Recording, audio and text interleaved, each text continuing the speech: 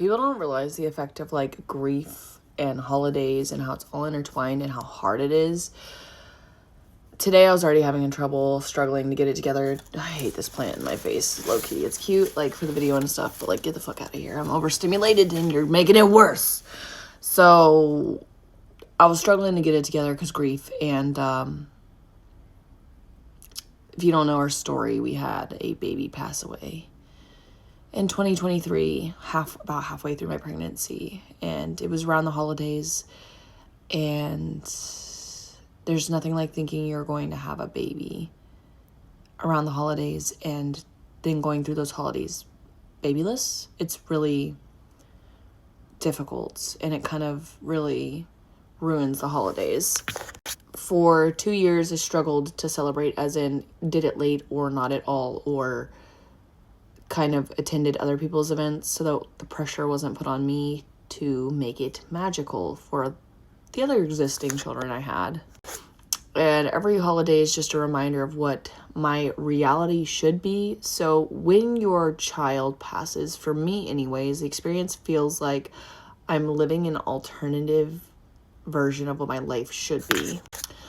I've become a mother several times. I know like the process and how hard pregnancy is and like how hard labor is. But at the end, what makes it worth it for me, these experiences, is you will have a new human being to learn and get to know. And I love that figuring out in that like enmeshment of becoming, like, from being pregnant to becoming, the baby thinks it is a part of you for the first 6 months, and like being joined with another human being in that fashion where they're just like vulnerable and require your attention and love.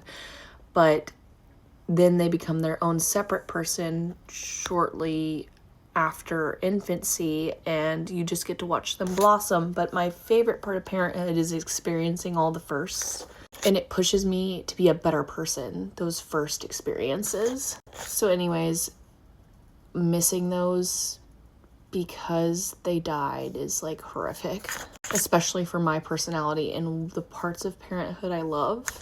So I struggle and I go, my baby should have been this age every holiday that passes since they died, because I know the exact age they would be based off of when they were supposed to be born, or even if they had survived, like the age that they would be adjusted, because I've had premature babies before, so I know how to like do the adjusted age.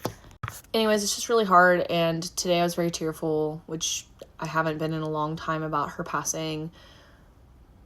And of course I get to Thanksgiving, and there is a child there that is about the age that our baby that passed would be. And she looks just like our family. Blonde hair, blue eyes, how all my children start out. And I had worked so hard to pull myself together to go to this event, just to end up seeing that sweet child and bawling when I first saw her, which was really embarrassing because I have kept a very good like facade here of just being put together. So I excused myself and went and cried and got my life together, and then went back inside and kind of avoided that child the whole night.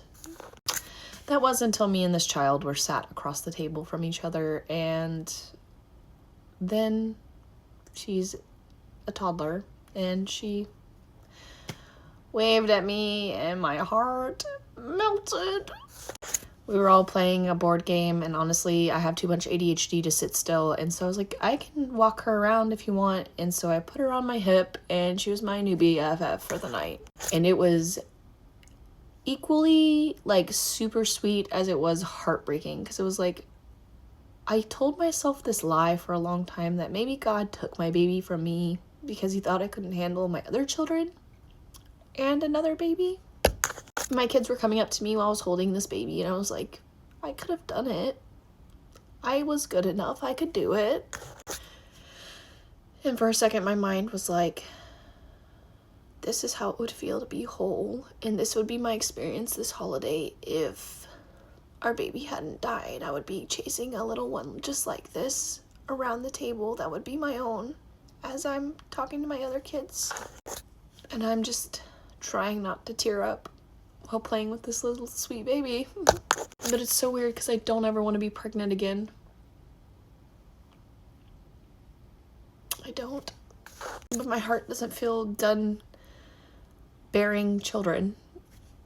And now that Zach's got a big boy job again, really good job, it's like I told myself when he lost his job, like, that possibility's gone forever.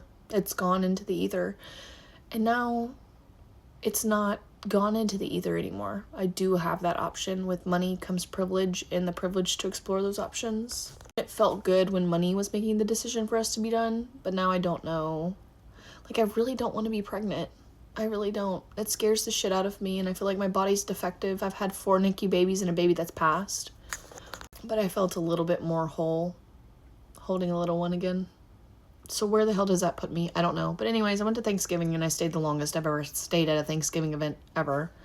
And there was no stress and no politics, and everyone was lovely, and I was my old self again. I mingled with everybody, people I knew, people I didn't know. There was a lot of people, like 30 plus people at some points. And honestly, I was having such a good time, I forgot I had anxiety.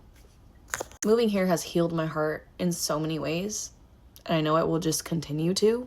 Yeah, I don't know if this story was meant to help anybody or just explain my night, but that was my life today.